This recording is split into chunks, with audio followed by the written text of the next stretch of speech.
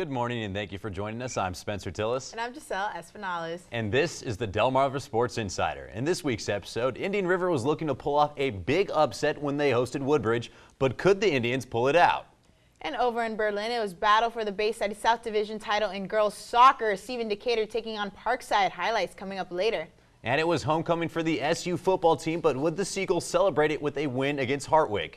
But we begin your morning with a big showdown. A storm was brewing. Even though it was a picture-perfect Saturday in Felton, it was homecoming as Lake Forest hosted Laurel, and this game has been talked about all over Twitter. Spartans strike first. Noah Feek Johnson makes a big play, keeping that 136-yard run. Logan Simpson kick would be good, and the score would be 7-0. Still the first quarter, number 22, John Flamer goes all the way, this time a 48-yard run, and the Spartans will go for two, and just like that, Lake already up 15-0. But the Bulldogs never back down, and showing they can run the ball too. Amari Cannon makes it in for the 18-yard touchdown, and Laurel finally on the board, 15-7. But Lake Forest wanted to remain undefeated, and they never let Laurel score again. They take this one 36-7.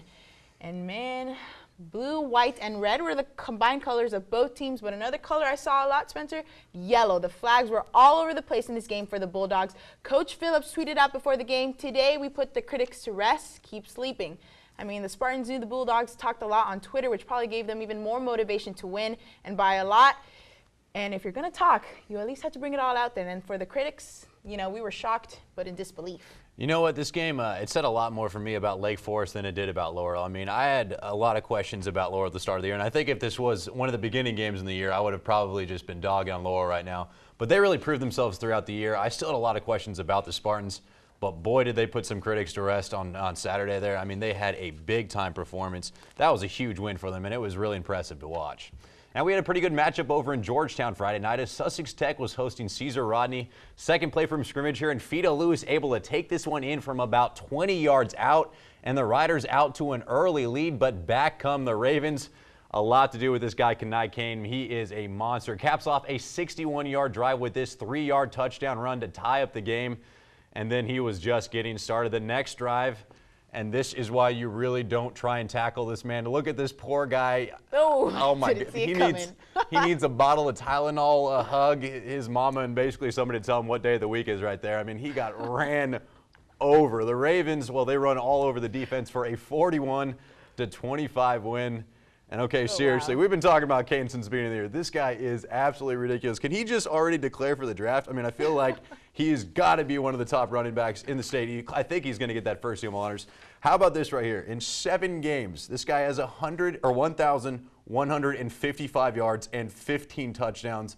That's over 170 yards a game and 2 scores. This guy is absolutely carrying that team on their back, and I don't see anyone that can really stop him. I mean, this guy is just an absolute monster.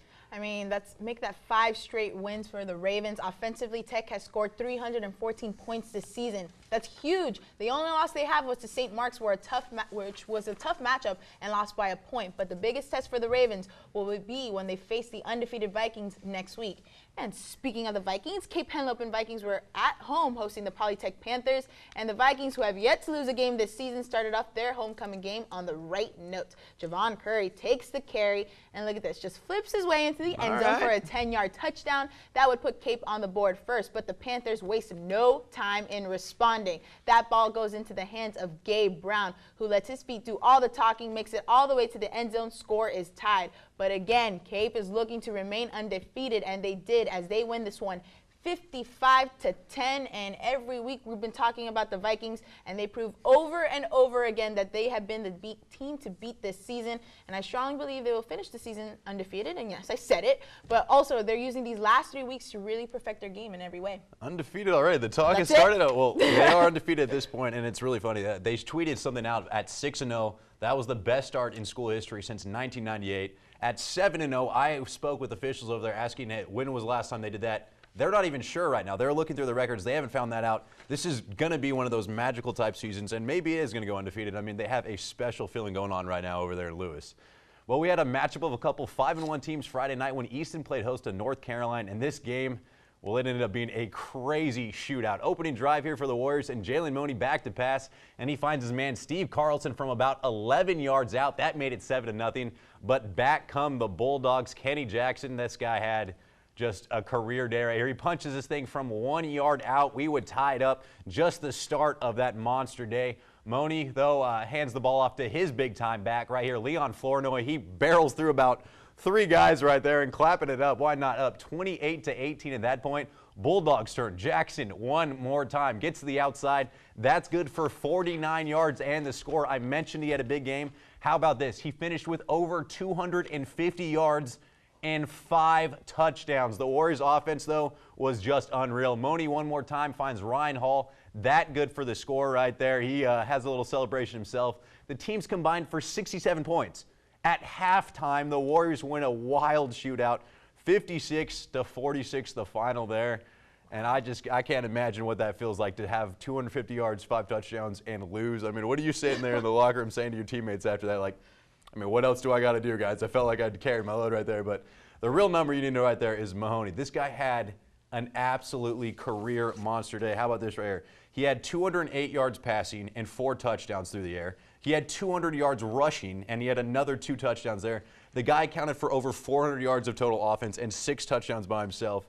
If he's going to do that, I guess all you can do is just say, hey, good game, man, because what else can you do there? I mean, I know you're talking about the offense and both teams just scoring touchdown after touchdown. Okay, that's really impressive.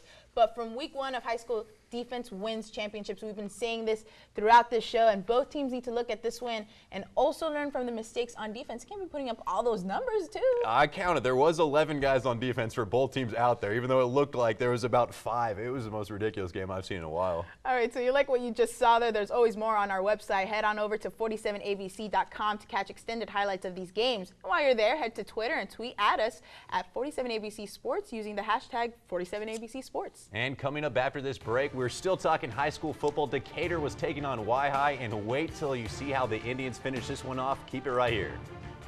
This is Mike Schoenwolf, head football coach at Cesar Rodney High School, and you're watching Delmarva Sports Insider.